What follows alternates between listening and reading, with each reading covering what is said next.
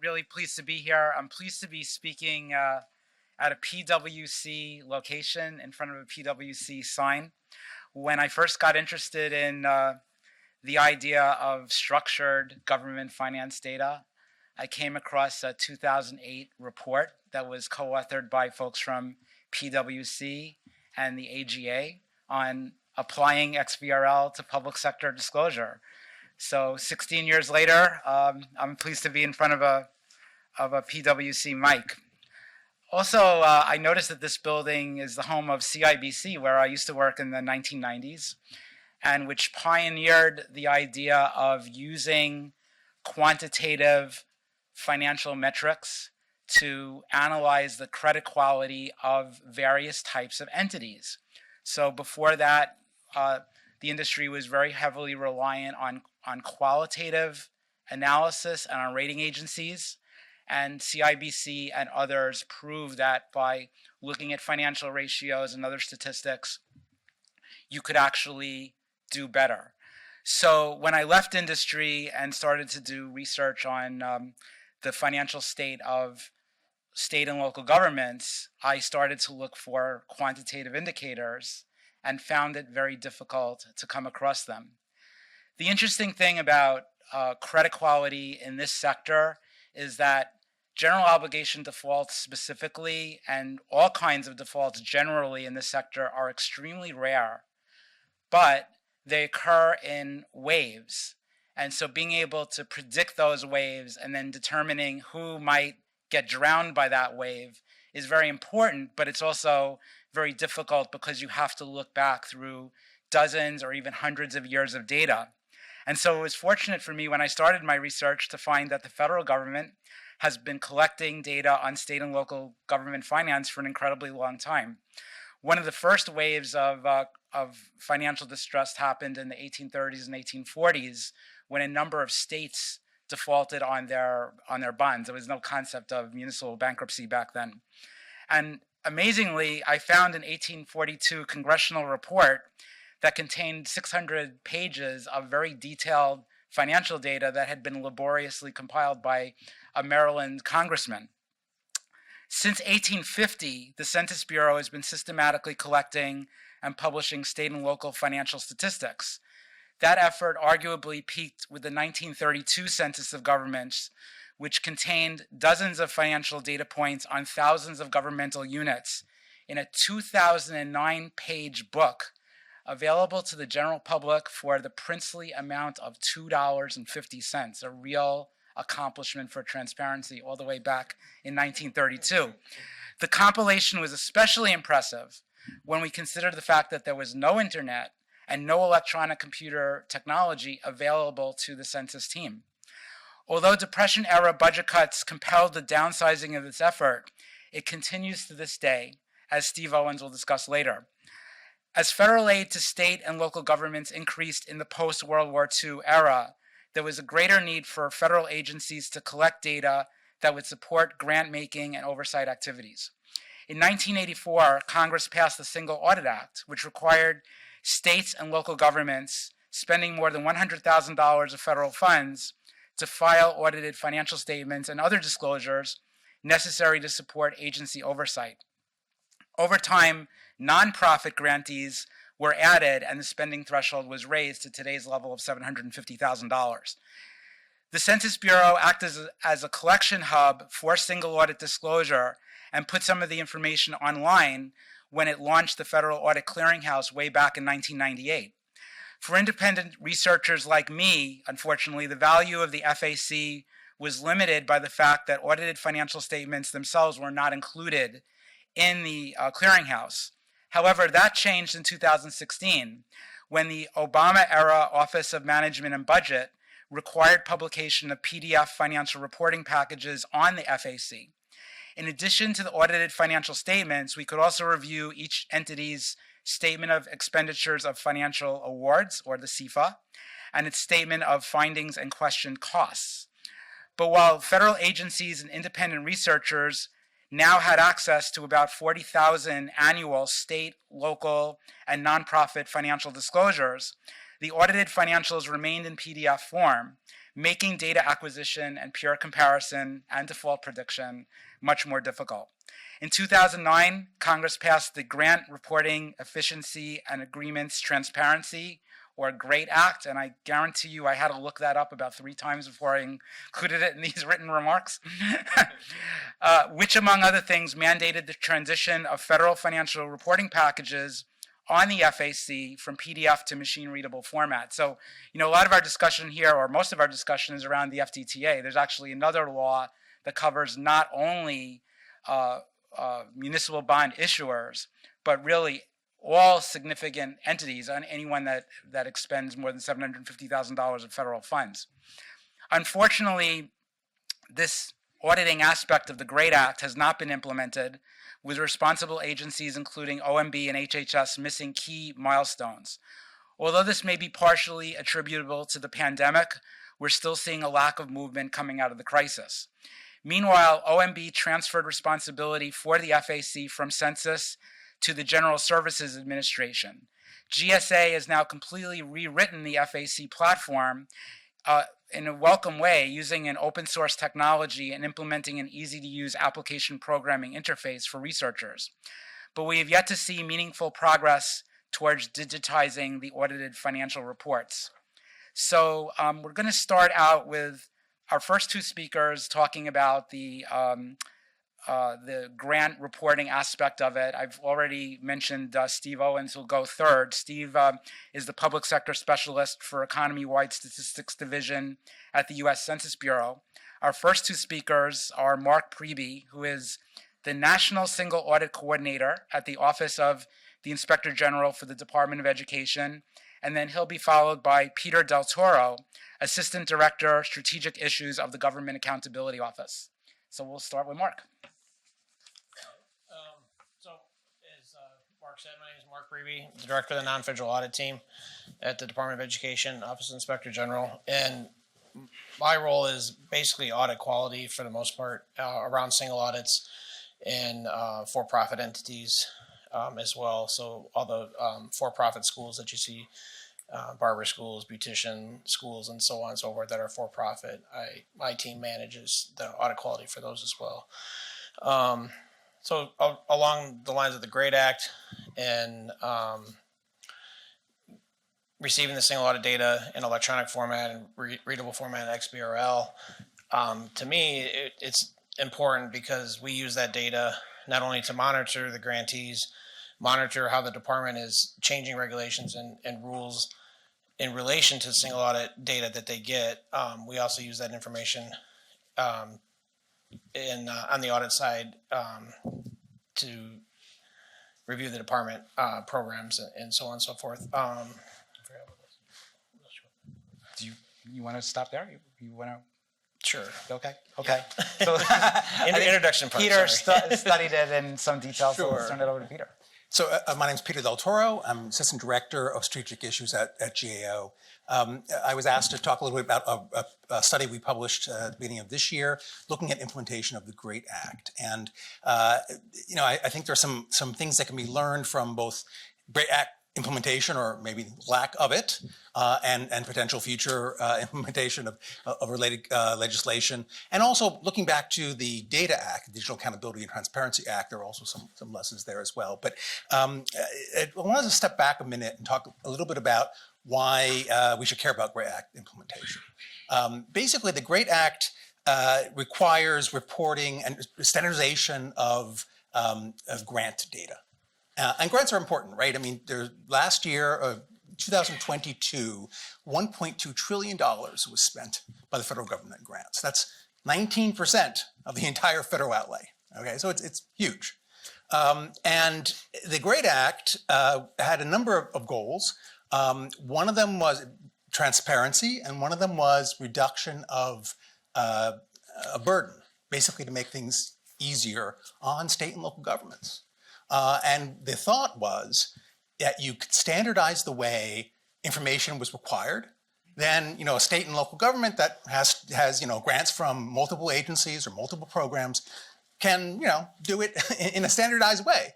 I mean, in our report, one of the things we point out is for something like, there's an example of award start date, which you'd think be a pretty straightforward, easy thing to report on.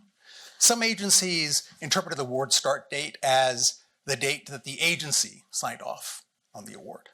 Others, the date that both parties, the agency and the recipient, the state and local or nonprofit. Others, the date it was actually entered into their system, right? So it's not that any one of those is necessarily good or bad. I mean, but that if you don't standardize the way you define certain terms, then you're not going to get good data. And it's not just substance, not just definition of substance, it's also the format. And again, that can be pretty simple, right? Is it month, day, year? Is it year, month, day? I mean, whatever it is, how do you present it? If you're trying to, again, standardize these things so you can aggregate, you can compare, you can look at, answer questions like, how much money does the federal government spend in grants to do X? You need to have this all standardized. So it's important. What we did is we looked at implementation. Congress, I mean, there's a long sort of history to this. I mean, the GREAT Act stands on shoulders of many other pieces of legislation, as I mentioned, the Data Act and others, FAFATA. But bottom line is that in December of 2019, the law was enacted, and it set up a 5-year period for implementing a number of requirements. And in the beginning, we found that because of other work that was done related to other efforts, the administration actually was ahead of the game. And they identified hundreds of data elements that were sort of common throughout grants and began to work on, through a contractor, definitions for those data elements. Unfortunately, when the deadline came, which was It was December 2022. November 22, right, 2022, for the actual standardization of the data elements. They did have something out there. They had a set of definitions, but they weren't standardized in format so as to be implementable. So when we looked at it, we found that 501 of the 540 core data elements that they identified were not able to be implemented. So when we assessed their implementation, we said it was partially implemented. So of the requirements that related to data standardization for grants that are due at this point, there were 3. They met, sort of partially met 1 and didn't meet 2. So, why should you care? What does that mean for you? I mean, we came up with a number of recommendations to help improve the implementation of the GREAT Act in assessing what, not just do they meet the deadline, but we also looked at what did they do? Do they follow the requirements of the law? And we also compared it against good practice. International Standards Organization has a set of practices for what good data elements look like.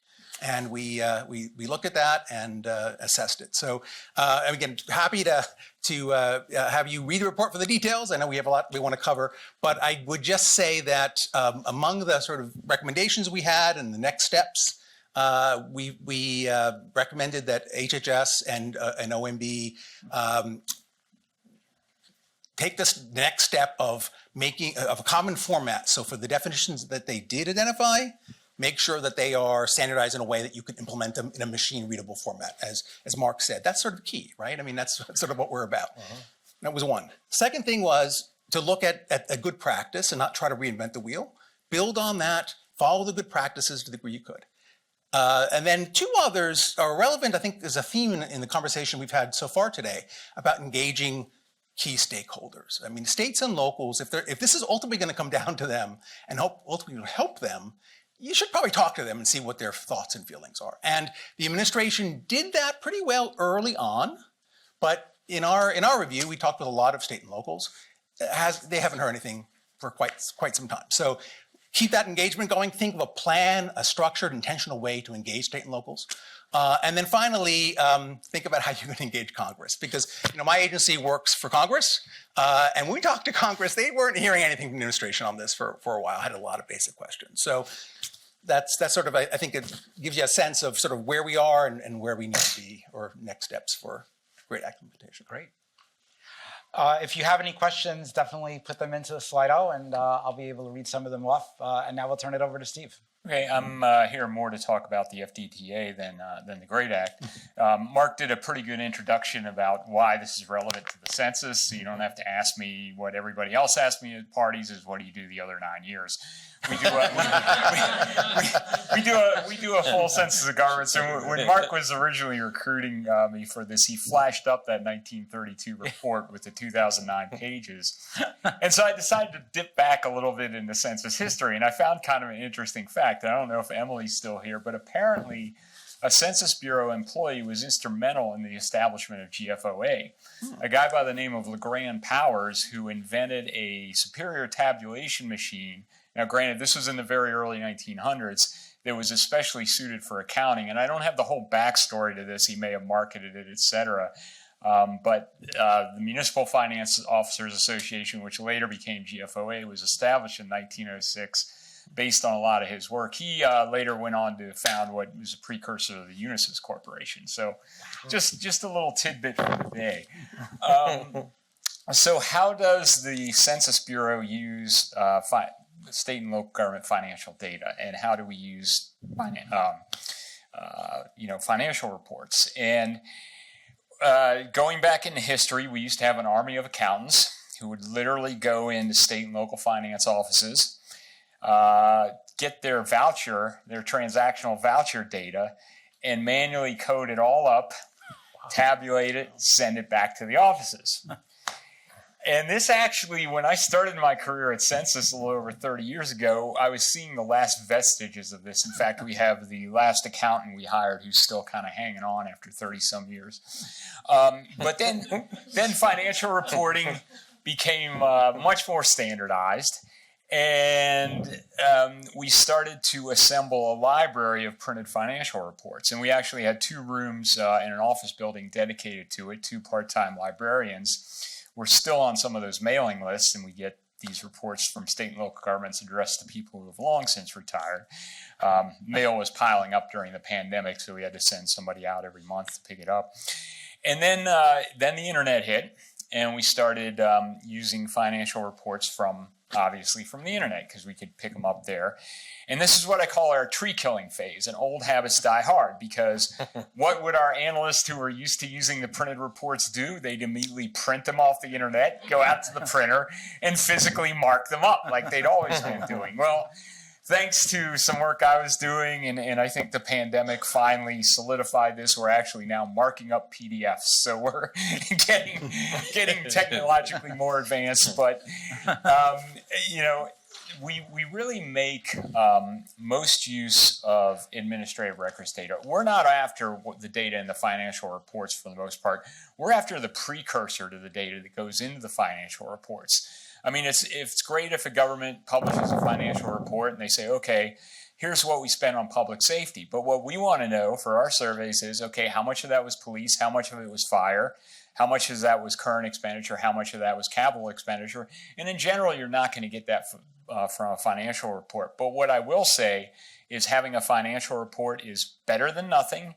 And it also gives us kind of a fallback to explain some of the anomalies we see in the data. So it's really kind of critical for that as well. I can tell you personally, I make the most use of the notes section in the financial reports, just kind of explaining things and understanding what I'm getting.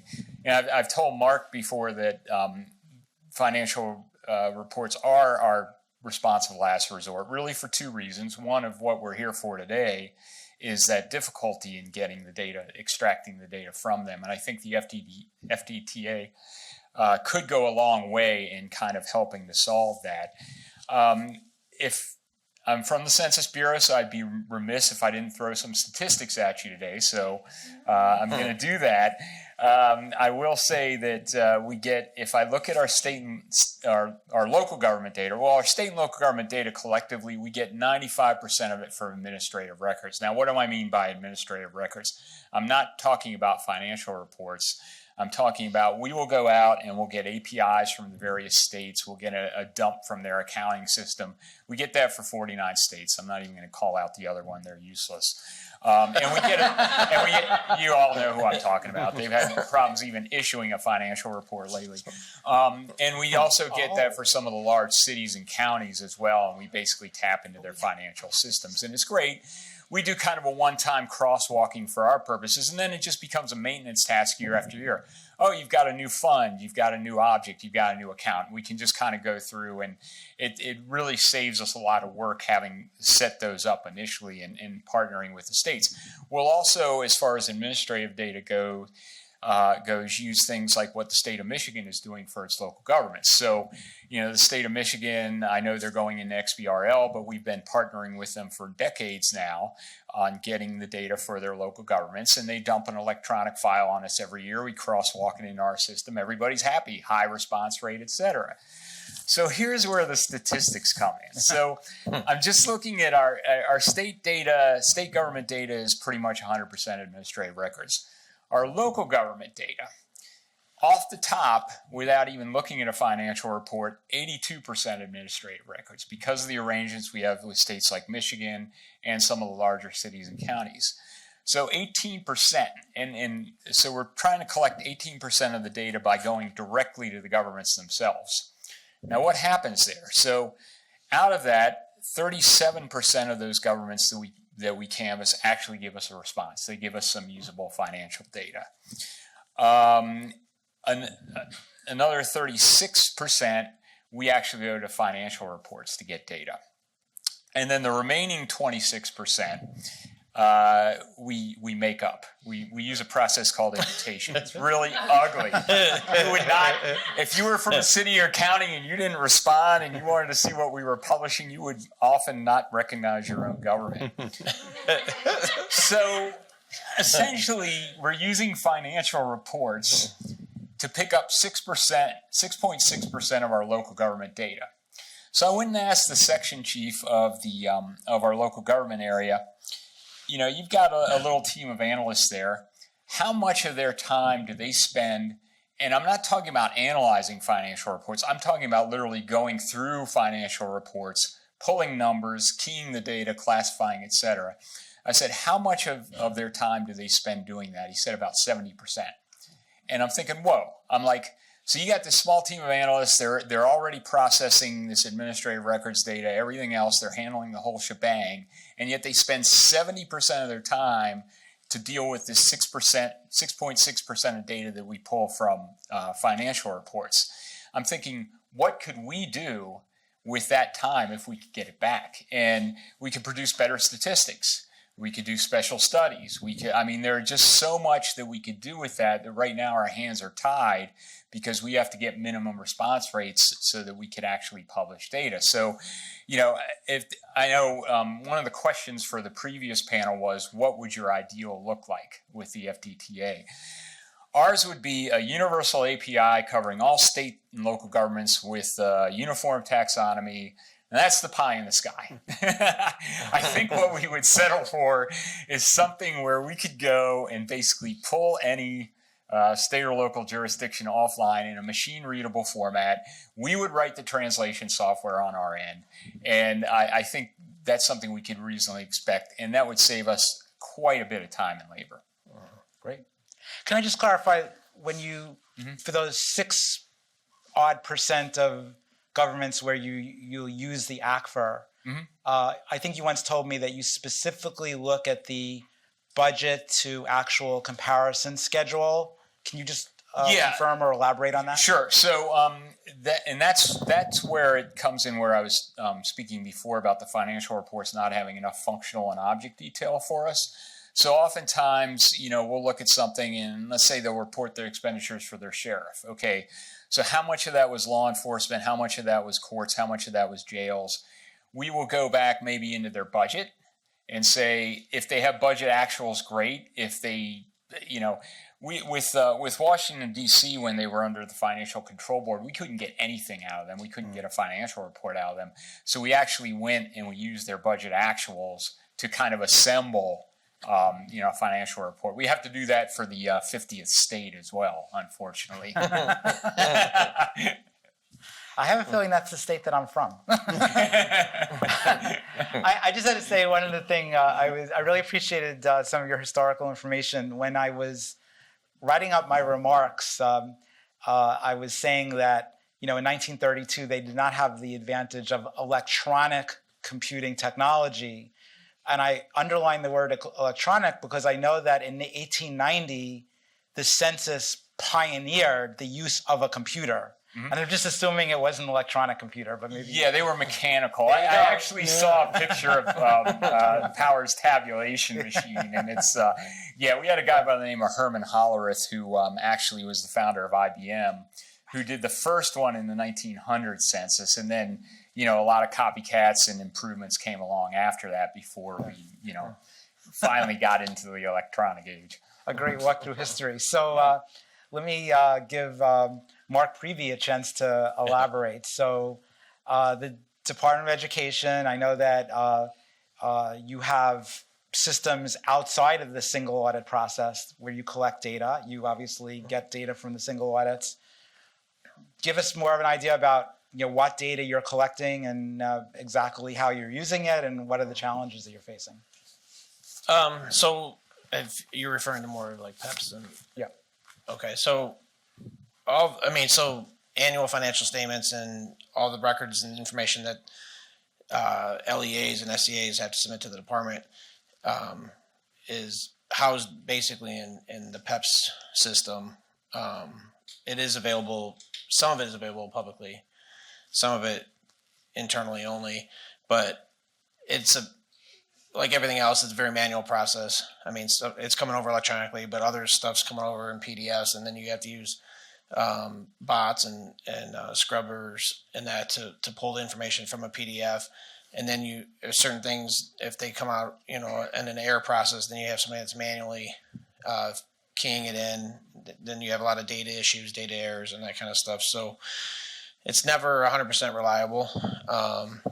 We personally, in the NIG side, I'm more interested in the single audit data for the purpose of audit quality, like I mentioned in my opening remarks.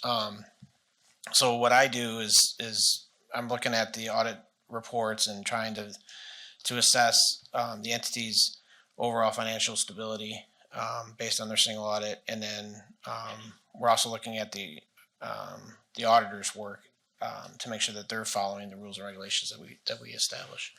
I'm trying to think what others data. Do you worry about colleges becoming financially insolvent? I've seen where I live in Northern California. Mills College is an example of one that had to merge, otherwise it would have closed. So with a decrease in the student age population, I think we're seeing a lot of smaller liberal arts colleges, and obviously the for-profit colleges as well, right? A lot of these colleges are struggling. So is there anything in here that sort of helps you or the mainline people at DOE be proactive about finding those? Yeah, so I think I think this is probably kind of why I jumped on the XBRL. I participated in it was called the Single Audit Risk Management Work Group, and that's kind of where the data standards that you spoke of from GAO, that we'd kind of, part of the work group, there's 5 subgroups within that work group that was working on those data standards, and they did get to the certain point, but obviously never was finished. But back to Mark's point, if we have the data in a machine readable format, easier to analyze, quicker to review, we would be able to maybe put a thumb on an issue, potential schools that are closing, or potential roadblocks that might be in the near future. It's a lot easier to do trend analysis and compare. You can see you have other data than just besides the financial data. You use the census data. You see if people are moving out of areas or leaving California and to go into Texas or wherever. So hopefully you can maybe provide the help where it's needed faster. One of the notes that I had jotted down before was with the pandemic, there was a lot of fraud, obviously, with the different, like the PPP loan and the unemployment insurance and that kind of stuff. And they've set up, SIGI has set up the PRAC, and the hope is to keep something like that going, so that with ARA that we had in 2012, right? 2012, yeah. That a lot of that data, when that board sunset, a lot of that data went to the wayside. So the hope is to keep this data from the pandemic and keep a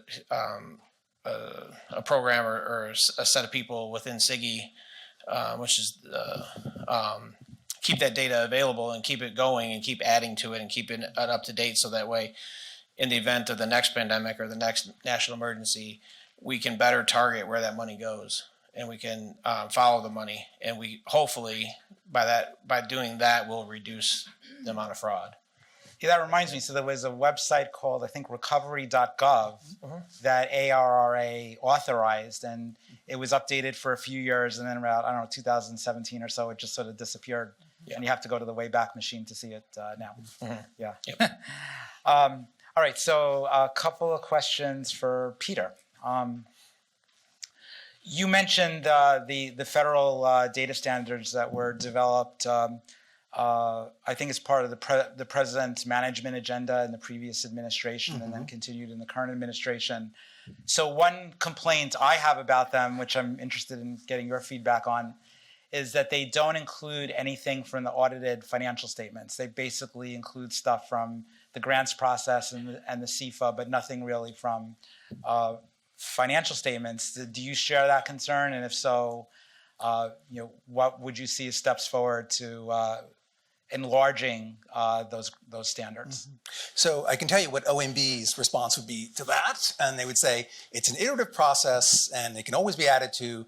But I think it's they have 540 data elements. As you say, they're not complete. Part of it is depending on what you're trying to do with the data. There are lots of different ways to use it. Part of the idea here is to increase transparency and usefulness, but part of it also is to reduce burden. So, there is finding that sort of sweet spot, right? Where, because you can always say, well, it'd be interesting to have this and interesting to have that. Let's standardize this. And then the burden on folks go up. So I would say, I don't have a strong opinion, and we didn't really study that specifically, so I wouldn't really be able to answer you directly. But I would say this, that it does make sense to have an iterative process, but you also want to be sure that you're getting the sort of the core data elements that are useful for doing what you're trying to do, to manage, to be to increase transparency, to be useful. As was just said, if you have better real-time information about what is happening, then you can take action on it, and you don't have to be closing the barn door way after the horse has left. So I think there's, these. It's not rocket science, but it does require sort of, people to get together. And there were a number, as part of the president's management agenda, as part of the Federal Integrated Business Framework, the FIFA, attempts to bring people from different agencies together to try to come up with what that sort of key set is. I think in our assessment, we were not so judgmental about, the particular data elements they picked, because I think reasonable people can come to different perspectives on that, given what I just said. But we were sort of concerned about, again, if you're going to, this is your 540, then do they work? Are they implementable? Do they follow good practice? Are they concise? Are they sufficiently specific? For example, one of the standardized definitions in that 540 was GRM time, which is basically grant management time. And I'll read for you what the definition that was agreed upon was. Quote, a key time or important time that is used in the grants management process. Okay.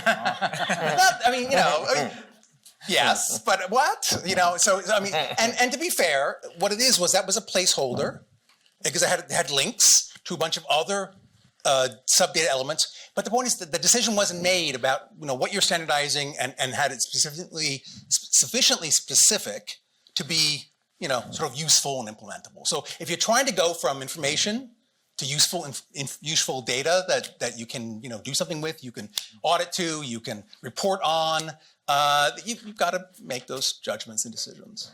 Got it. Well, just in terms of following up on the audited financial statement data, I mean, we have Bob Hinkle in the room, and this Hinkle system is based on which diagnoses financial distress for the 5,900 Ohio local governments is based on just 17 financial metrics. Some of those are ratios. So you're probably talking about 30 to 40 data points total. When XBRL US was responding to OMB on the FIBIF, I did some research on nonprofit, looked at the literature, and found maybe 20 financial statement items that you could find. And if you had those digitized and were able to systematically analyze them, you would make an enormous impact in terms of determining the risk that an auditee was going to become insolvent. And as I believe you'd agree, but correct me if you don't, the risk of auditee insolvency is correlated very strongly with the risk of misspending the money, because if the auditee is in financial distress, it's much more likely that they're going to do things like abuse their credit cards and do other things with intermingling funds that they shouldn't be doing, because they should be spending the grant funds specifically on the grant specified projects. So I think, although I would love to see HHS, OMB, and so forth adopt the entire XBRL taxonomy, I think you can do a lot of damage with 30 or 40 financial statement items. And I think that. Well, sorry. Okay, okay, I was go. going to say, I think that's the problem with when we were working with the SARM group and that, and we had the data standard team. I was on a different team myself, but I think they tried to look at it as the whole thing, and they tried to take the whole entire financial statement. They started at the top, and they were going down like, okay, definitions.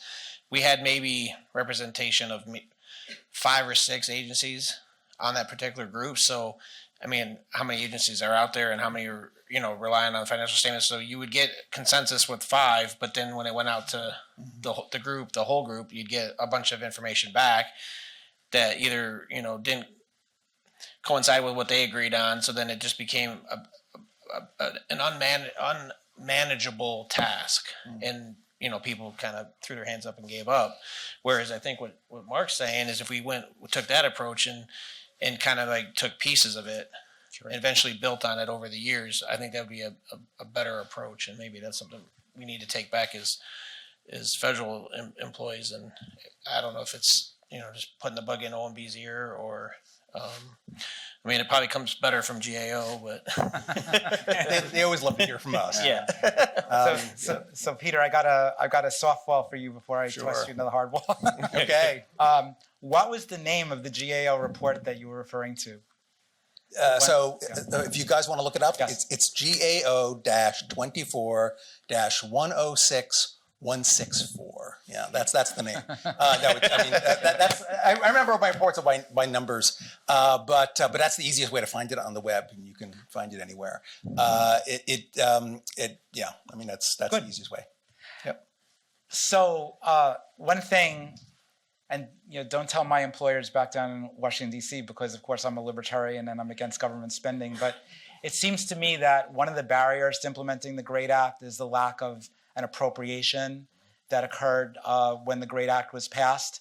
And I think generally there's just a real struggle with gathering government and nonprofit financial statistics just because there's a lack of funds and lack of resources available. So how do you feel about that? Do you think it's just a money matter? Do you think there are other issues beyond money that would go to sort of grease the wheels of solving this problem? And then I'd sort of like Steve to discuss the challenges the census has with lack of funding. Yeah. So rather than tell you what I believe, let me tell you what our report found in terms of because we asked OMB and HHS that question. I mean, you're not meeting these deadlines. Why? And their answer was a number of things, but definitely was a resource question. I mean, OMB does have a lot of responsibilities, and it's not a big organization. So that's one of the things they said. Another thing they mentioned was COVID. Of course, you can't blame everything on COVID, and as the years go by, you have to sort of think that it can't all be about COVID if it's 3 years ago, right? So there are trade-offs there. I guess I would say also that part of the issue too is emphasis on just prioritizing what's important, right? And making a business case for why it matters. Earlier today we heard quite a bit of conversation about if you're going to have people buy in on things, you're going to have your local elected officials support it. You're going to have to show what's the value add, right? And I think OMB certainly understands there's value there in transparency. There's value there potentially in reducing a burden. There's value potentially. You mentioned Mark in terms of using it for analytics to potentially get ahead of issues. I think there's value there too. Matter of fact, GAO a number of years ago did a review I was part of that looked at a number of jurisdictions that did go and declare bankruptcy, and it's definitely a situation where when you are when you have money and you're laying off half your police force and half your fire department, you're probably not keeping all your grant managers, right? So there definitely is a potential for for people not watching what's being done. So I think that there's a lot of opportunity here. I mean it's no doubt it's challenging. We've heard about that today, but it's also once the transition is made, there's a lot of opportunity. The warning the caveat I'd raise is that data quality is super important here because what's worse than having data is having bad data, because then you're going to base it on bad, it makes you decisions on data and not going to be accurate, right? So one of the things I think that we can learn from some previous implementation experiences from the Data Act was when Congress passed the Data Act in 2014, they required inspectors general and GAO to regularly report on data quality for a 6-year period. And that was huge. I mean, every 2 years. Now, I know some of the offices didn't particularly, I mean, it was a big lift, like doing it, but it was key.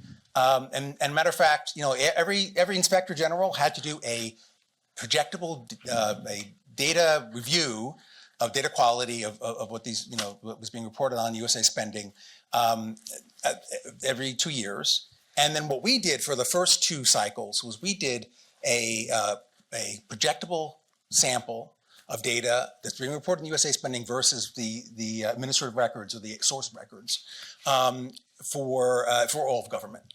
It was projectable for all government. And we found that in the first cycle, between 0 and 1% of the data of the records we reviewed had all the data elements correct. All right, so it wasn't so good. Now you could argue that that's a high bar, but I mean, if you want accuracy, 0 and 1%. The good news is 2 years later, that jumped up to I think it was in the 20s or 30s, or significantly much higher. And the financial data was better than the grant data. The grant data is more problematic. But my point is that one of the things you can when you're thinking about this and thinking about implementation, the importance of data accuracy is key. Good data, and thinking about how you do that. You require, external reviews in a way that ensures that people are looking at it, because that's back to your earlier question. I think OMB and I think 8 federal agencies and I think others, they do things when there's attention put on it. Right. Good. So, Steve, quick question from the audience: Who would a state contact at Census about discussing possible financial data sharing? They can contact me and I can connect you with the right people. There you go. So who? The anonymous questioner, caller, Steve, after. And then another question for you, Peter, from Slido. Does GAO have anything published about single audit delinquencies? As well as delinquent reports related to ARPA? So we did a lot of work on ARPA and are doing. A single audit, so my group is not the group that actually focuses on single audit. So I don't want to, I mean, we do 1,000 reports a year, so I don't want to mislead anyone. What I would suggest is go on our website and search on that, because it's actually pretty good for finding things. So it's all on there pretty much. So don't want to steer you wrong, but I think we probably have. It sounds familiar, but I don't want to As far as steer you wrong. statistics on who hasn't filed. Yeah, who's late or So very late. I mean, so the departments are primarily responsible for, keeping track of it. So at the Department of Education, it's the Grants Risk Management Division. And so they're charged with making sure that the report comes in, and then they process it. They put it into their audit resolution system, tracking system. So if it's late, not there, whatever, they issue letters. And in the Department of Education world, they might put a grantee on heightened cash monitoring or some other type of request where they have to actually ask for them. They have to spend the money first on their own and then ask for reimbursement and that kind of stuff. So there's a lot that goes to it being late. So it's not just like you can just willy-nilly turn it in when you want. There should be somebody, quote unquote, following up with each grantee. But Well, I can tell you that in my review of material on Emma, that I identified one city which borders on New York City, but I won't give the name, that is 6 years late with their audited financial statements. And it's amazing to me that just nothing is done about that. It doesn't seem like there's really any penalty to being consistently delinquent with financial statements. so they haven't filed one in 6 years. Correct. They're 6 years behind. They're catching up. So when I first did my slides complaining about this for a Data Foundation event, I said their last financial statement was December 31st, 2016. Now they've filed December 31st, 2017. So they are dutifully going, year by year. And I mean, I give the auditor credit for that. Yeah. I know another city, which I will name because that's in the public, Compton, California. They just skipped 4 years. They did their 2013. Then their 2014 was published and it was retracted because the auditor disavowed it. And then the next one was 2018. So we never got a financial statement for Compton for 2015, 16, 17. So it's just amazing to me. Like if that happened to a company, the SEC would be on them like 1,000 pounds of bricks. And yet this is just sort of tolerated. And of course there's my state of California, which has been 6 years late. So we've been late for the last 6 years. We've never been more than 1 year late, but we haven't filed timely for 6 consecutive years. And California is the single biggest obligor in the municipal financial market. So you'd think there would be some concern about that, but it seems that nobody really is bothered that much by it. Well, there's the only benefit I shouldn't say the only benefit, but one of the benefits of filing on time is that you can be considered a low risk auditee, but a large municipality like that or a large state is really going to have the percentage coverage over anyhow. So to be a low risk auditee doesn't really benefit them. Right. For them to rush out and make sure that they follow and get it submitted on time. So what happens in Spain, which has an XBRL filing requirement going all the way back to the 2007 period, they require their 8,500 municipalities to file annual and quarterly financial statements in XBRL format. And if they don't file with what their equivalent of the Treasury, the Hacienda, their grant funds are withheld. So to me, like if you really want to have compliance, you have to put teeth into it. Yeah. But that's, I understand, like, look, Some it's easy for states- me as an outsider to say that. I realize it's very difficult. Well, some states actually do that. And Yeah. we find we get our best responses from those states because they actually Yeah. are requiring Yeah. the audits for grant I funding. think Utah does something like that, and North Carolina. In fact, North Carolina disincorporated a village partially because it was multiple years late with its financial reporting. So you're right, states do have a role in that. But see, so when you have things that the Department of Education, like if just an audit finding that say, it has question cost or something associated with the finding, if they when they go to resolve that, a lot of times they won't actually collect the money because they say it harms the students or the school district or whatever. So a lot of times they'll just find that it's not something that they're going to collect. It's a finding. They resolve it eventually, but they don't ever actually collect that misspent funds. So there's a delay there too, as well as everything else. Terrific. So I have run through all the Slido questions. So I think what I'll do is ask each of you if you have any concluding comments, anything that we missed that you'd like to hit, and then we'll give attendees a few extra minutes of their day back. No? You good? One thing Yeah. you had mentioned before about Yeah. was about the financial issues with census and the funding. Yes, please. And I would encourage everybody to read a recent GAO report on the whole practice of continuing resolutions at the federal level. I think for those of us who are in the federal government, we look at it, we say, yeah, so what? It's how we do business, unfortunately. But for those of you who don't work for the federal government, we often don't have a budget until about halfway through the fiscal year, practically speaking. And we don't know how much we're going to get. So for 6 months, we're on a series of continuing resolutions where we're probably going to be at last year's funding levels. What that does is that quashes any budget initiatives for that time period. We tend to get conservative. We don't fill vacancies because we may get less funding than we got last year, and we just don't know. And we're actually scrambling with that big time as an agency right now, which is why when Mark originally approached me on this, I said, "Can we do it virtually?" Because I was having problems. We were having problems getting travel approved. I mean, what's the first thing that gets cut when you're told you have to cut? And it's not salaries because you can't fire people. So it's like other objects, travel, training, data buys, those sorts of things.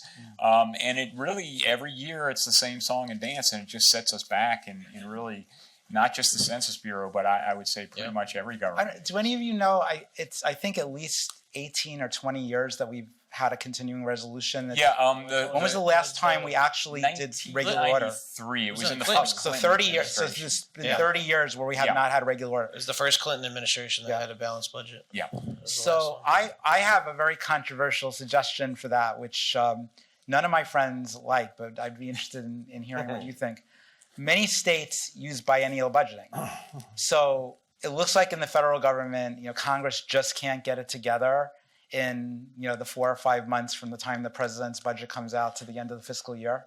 I guess it used to be like 7 months, but now it's more like 4 or 5. Maybe we should just switch to biennial budgeting because that gives us a whole year to sort of get our act together.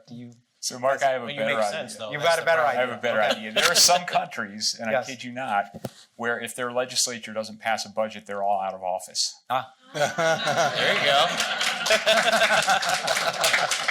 That would solve the problem. Yes, that would solve the problem. Well, great. Well, I want to thank all of our speakers and look forward to further conversation in the snack room.